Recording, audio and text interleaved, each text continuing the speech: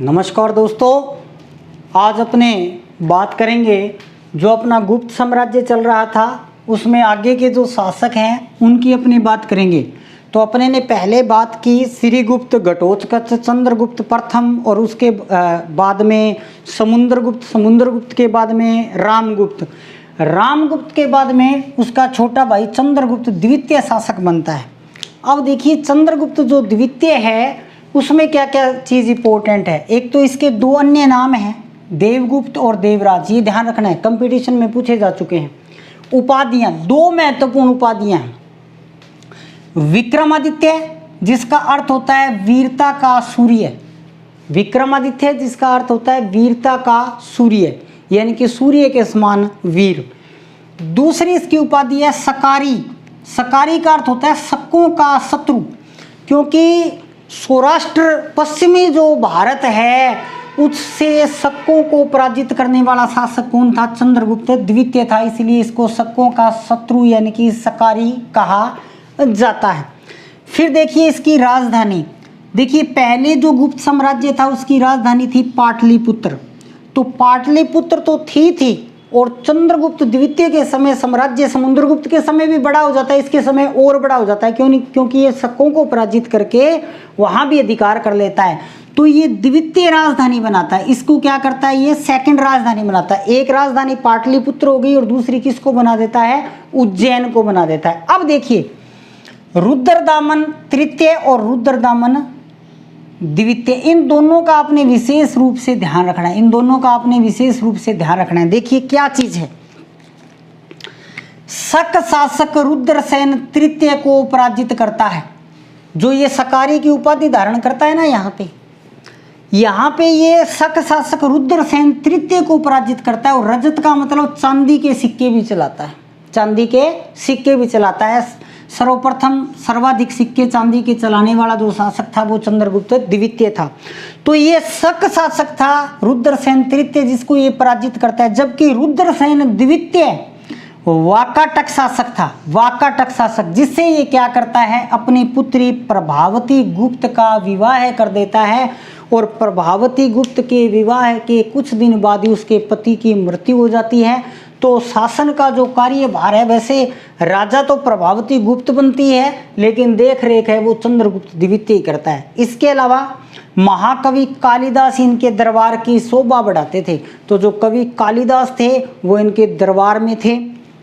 इनके दरबार में नवरत्न थे। भारत में दो ही शासक ऐसे हुए जिनके दरबार में नवरत्न थे, एक चंद्रगुप्त द्वितीय और दूसरा मुगल सम्राट अकबर। तो इनके नवरत्नों में कालिदास, अमरदास और रुचि, बेताल भट्ट, जो आप कहानियाँ सुनते हो विक्रम बेताल, वो वाले, ये सारे, ठीक है। तो इम्पोर्टेंट बातें, अन्य नाम देवगुप्त, देवराज, उपाधियां विक्रमादित्य, वीरता का सूर्य, इसका अर्थ सकारी का अर्थ शकों का शत्रु, और कौन से शक शासक को पराजित करता है? रुद्रसेन तृतीय को पराजित करता है और चांदी के सिक्के चलाता है। राजधानी पाटलिपुत्र और है उज्जैन, तो पाटलिपुत्र तो राजधानी थी, इसके अलावा ये उज्जैन को क्या कर देता है? सेकंड राजधानी बना देता है। जबकि वाकाटक जो नरेश थे रुद्रसेन द्वितीय, उनके साथ ही अपनी पुत्री प्रभावती गुप्त का विवाह कर देता है। इनके दरबार में नवरत्न थे, नवरत्नों में बेताल भट्ट, अमर सिंह, बरुचि, ठीक है, कालिदास, ये प्रमुख थे। इसके बाद में इनके शासनकाल में फाइयान चीनी यात्री भारत की यात्रा पर आते हैं। तो फाइयान चीनी यात्री भारत की यात्रा है वो चंद्रगुप्त द्वितीय के समय करते हैं। 399 से लेकर 414 ईस्वी तक इन्होंने भारत की यात्रा की, यानी कि ये भारत भ्रमण इन्होंने 15 साल तक किया। प्रथम चीनी यात्री थे, ध्यान रखना है, बहुत बार प्रश्न आ चुका है। इनका ग्रंथ अपने पहले भी बात कर चुके हैं, फो क्यों की या फो कुआ की। इनके ग्रंथ से अपने को जानकारी क्या मिलती है? मध्य देश, यानी कि मध्य देश जो भारत का बिचला हिस्सा है, दक्षिणी हो गया, पूर्वी हो गया, पश्चिमी हो गया, उत्तरी हो गया, मध्य जो भारत है उसको ब्राह्मणों का देश कहा, यानी कि इसने गुप्तों को क्या बताया है? ब्राह्मण बताया है। भारतीयों का नैतिक स्तर ऊंचा बताया। इसने ये लिखी है लाइन कि भारतीयों का नैतिक स्तर बड़ा ही ऊंचा था, क्योंकि लोग अपने घरों पर ताले नहीं लगाते थे। कोई भी कहीं बाहर जा रहा है तो घर पे ताले नहीं लगाते थे। नैतिक स्तर ऊंचा था, यानी कि चोरी वगैरह नहीं होती थी।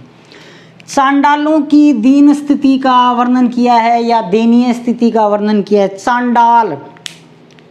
चांडाल दोस्तों वो लोग होते थे जो या तो लावारिस लाशों को जलाते थे या मृत पशुओं को उठाते थे, उनको चांडाल कहा जाता था। और उनकी दयनीय स्थिति का वर्णन किया है, यानी कि ऐसा बताया गया है फाहियान के द्वारा भी, चांडाल जो लोग हैं वो गांव से बाहर रहते थे। जब वो गांव में प्रवेश करते थे तो एक लाठी रखते थे, लाठी के ऊपर घुंघरू बंधे हुए होते थे। जब वो घुंघरू बजते थे तो गांव वालों को ये पता लग जाता था कि चांडाल जो है वो गांव में प्रवेश है वो कर रहे हैं, तो वो लोग अपने दरवाजे बंद कर लेते थे। इनकी बहुत ही दीन स्थिति थी। दैनिक लेन देन में कोडियों का प्रयोग हुआ है। दैनिक लेन देन यानी कि छोटी छोटी चीज़ें यदि खरीदनी है तो कोडियां नामक मुद्रा चलती थी, उसका प्रयोग हुआ है। और सबसे इम्पोर्टेंट बात, ये कहीं भी चंद्रगुप्त का नाम नहीं लिखता है। इसने ये नहीं लिखा कि इस समय गुप्त शासक कौन था। इसके अलावा अपने को मेहरौली स्तंभ लेख मिला है, जो कहाँ है, दिल्ली में। कुतुब मीनार के पास मेहरौली का स्तंभ लेख बना हुआ है।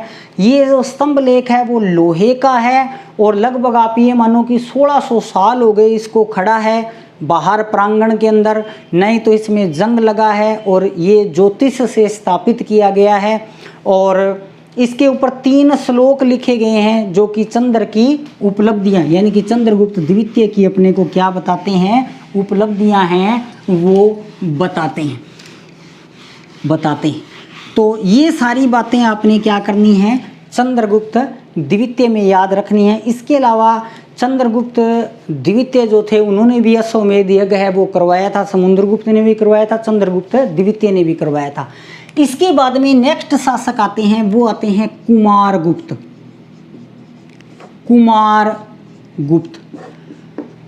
कुमारगुप्त जो थे ना वो 415 से लेकर और 455 ईस्वी तक शासक है वो रहते हैं।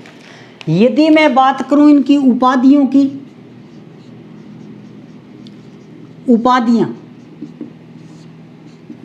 इनकी उपाधियों की मैं बात करूं तो इनकी उपाधियों में महेंद्रादित्य, श्री महेंद्र, या सबसे जो इम्पोर्टेंट उपाधि थी वो थी श्री महेंद्र,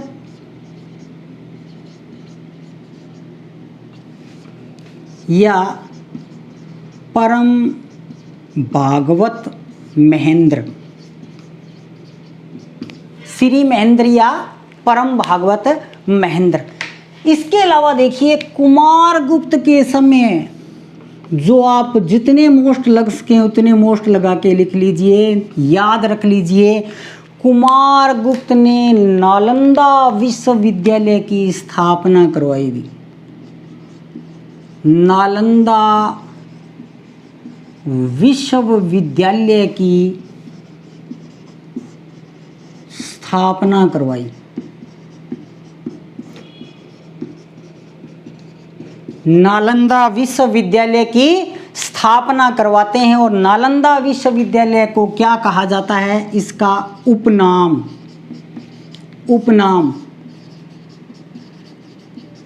ऑक्सफोर्ड ऑफ महायान बौद्धिज्म।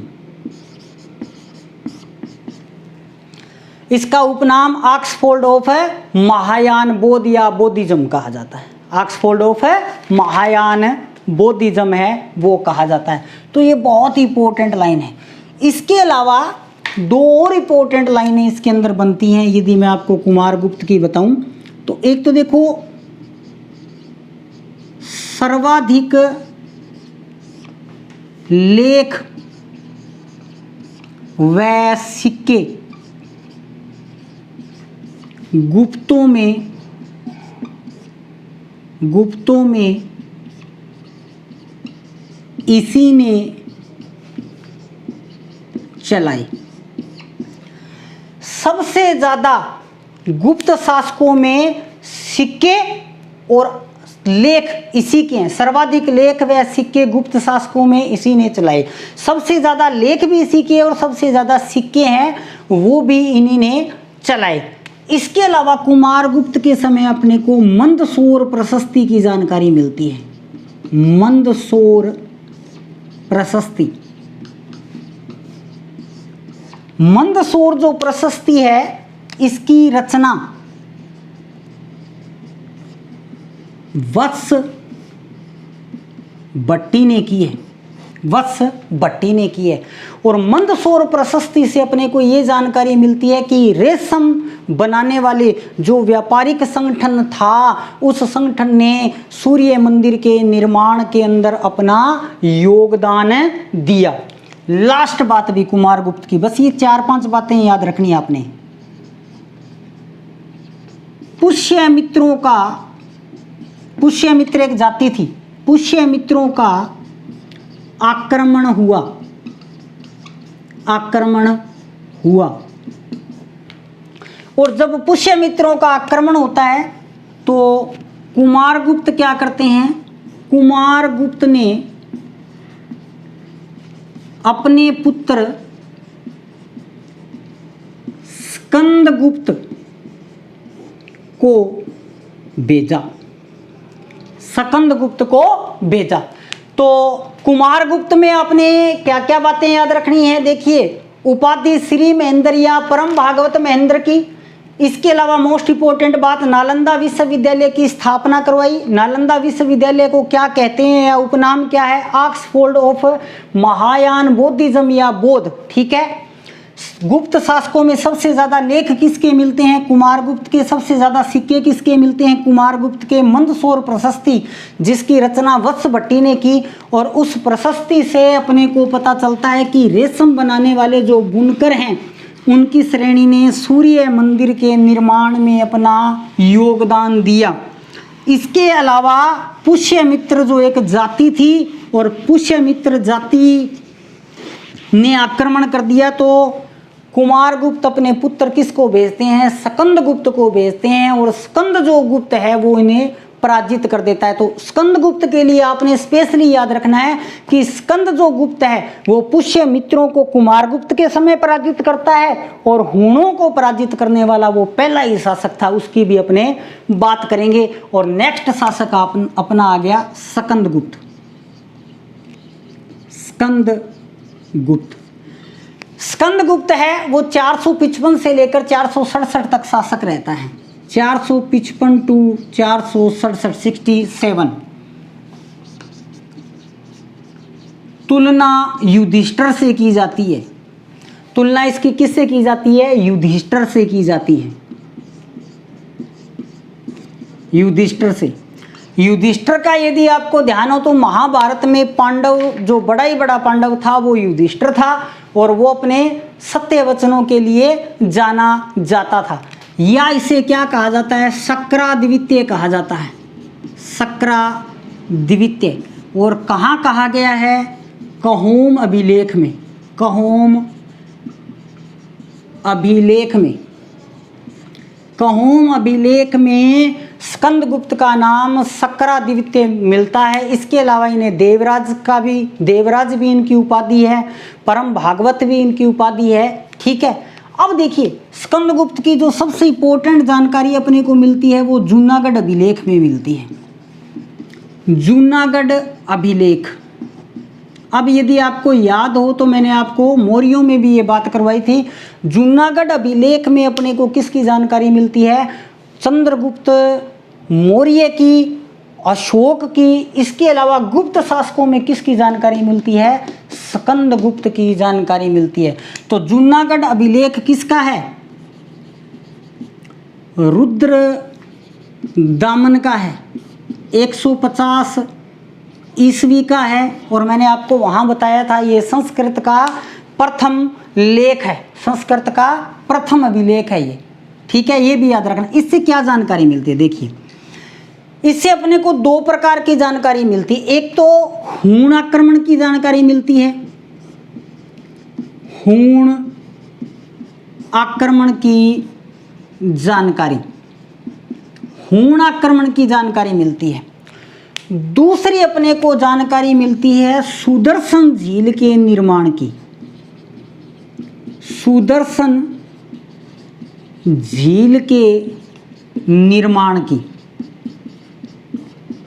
सुदर्शन झील के निर्माण की। ठीक है, अब देखिए सुदर्शन जो झील है ना, इसमें मैं आपको दो इंपॉर्टेंट बातें बताऊंगा। वो एक बात आपको पहले मौर्य में मैंने इसीलिए नहीं बताई कि आप दोनों चीज ध्यान में रखोगे। क्या?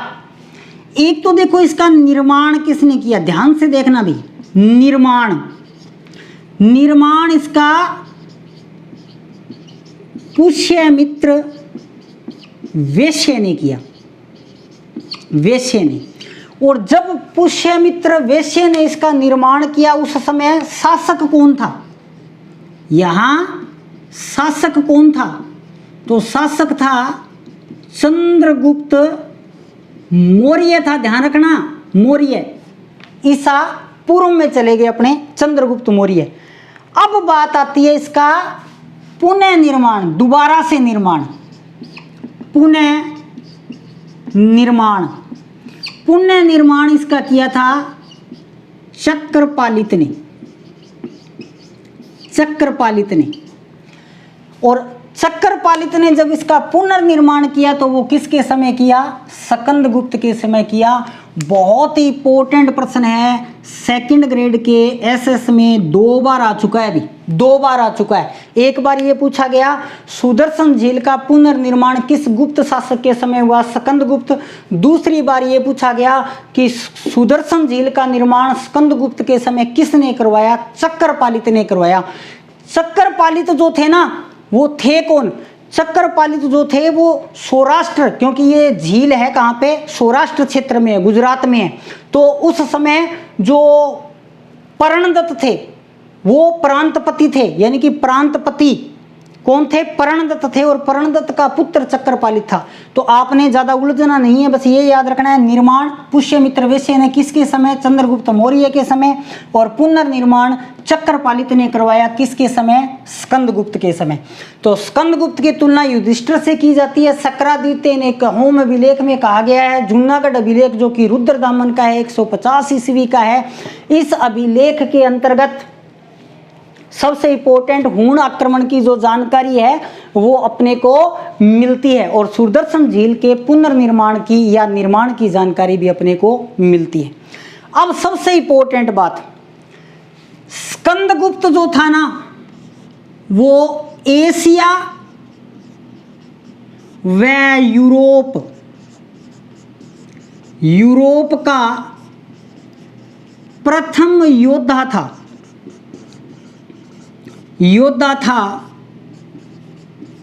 जिसने हूणों को पराजित किया। पूरे एशिया महाद्वीप का और पूरे यूरोप महाद्वीप का ये पहला योद्धा था, यानी कि पहला राजा था जिसने किसको पराजित किया? हूणों को पराजित किया। तो एक लास्ट बात और, वो इसकी नहीं है, जो अंतिम मौर्य शासक था ना, अंतिम मौर्य शासक, सॉरी अंतिम गुप्त शासक भी, अंतिम गुप्त शासक